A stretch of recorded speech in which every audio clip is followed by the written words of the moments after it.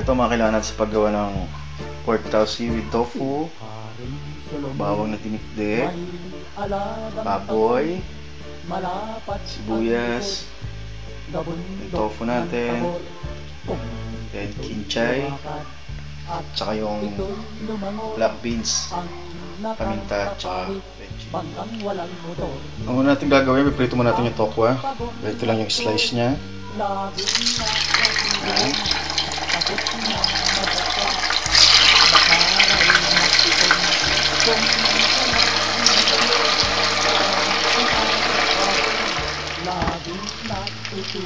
Ngayon ito na yung tokwa natin. Set aside lang muna natin.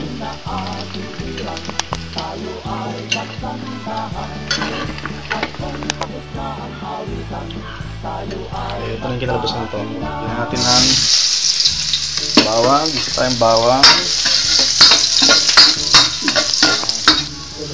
Saka natin lagay yung sibuyas.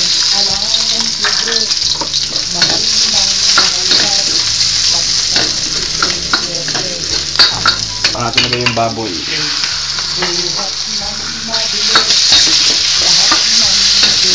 Isa lang natin ng maigi.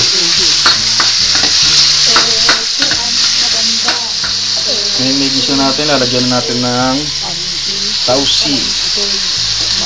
Bale, ito na yung pampalat natin, ito na yung pampaflavor natin. Tansyahin nyo lang, depende sa alat ng black beans. Natin halo muna konti.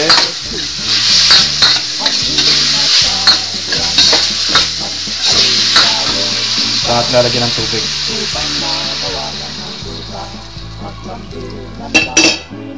Palambutin natin maigi. Lambot na yung baboy, lalagyan na natin yung tokwa. Halo lang natin ng maigi. Saka natin lalagyan ng paminta, bechin. Mix natin. Lagyan natin yung daon ng kinchay. Yan. Halo lang natin.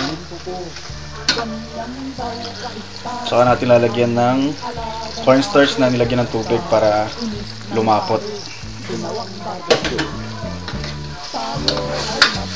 Halo lang natin maigi. Ayan, ngayon malapot na. Sabihin nito, good na siya.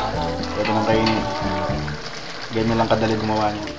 Ayan, ito na yung kinalabasan ng pork tofu with tausi.